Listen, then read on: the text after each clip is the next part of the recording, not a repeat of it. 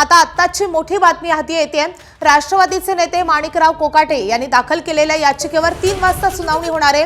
या प्रकरणी सत्र न्यायालयाच्या निकालाविरोधात कोकाटेंनी मुंबई उच्च न्यायालयामध्ये धाव घेतली असून त्यांच्या याचिकेवर न्यायमूर्ती R.N. लढ्ढा यांच्या एकलपीठासमोर सुनावणी पार पडणार आहे। बनावट कागदपत्रांच्या आधारे शासकीय सदनिकांचा लाभ घेतल्याप्रकरणी अडचणीत आलेले माणिकराव कोकाटे यांनी मंत्रिपदाचा राजीनामा दिला असला तरी अद्याप त्यांच्या अडचणी कमी झालेल्या नाहीयेत। एकीकडे त्यांना अटकेची भीती असताना त्यांनी आमदारकी देखील आता धोक्यात आलेली आहे। सत्र न्यायालयाच्या निकालाला त्यांनी आव्हान दिलं असून शिक्षेला स्थगितीची याचिकेद्वारे मागणी केली आहे। यावेळी न्यायालयाने शिक्षेला स्थगिती दिल्यास कोकाटेंची अटक तर टळेलच, पण त्यांची आमदारकी देखील कायम राहील असा दावा त्यांच्या वकिलांनी केलाय।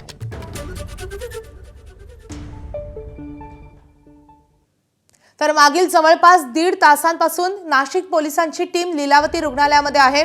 सध्या माणिकराव कोकाटे यांच्यावर एंजिओग्राफी होणार आहे। त्यानंतर जो वैद्यकीय अहवाल येईल तो अहवाल पोलीस कोर्टात सादर करतील।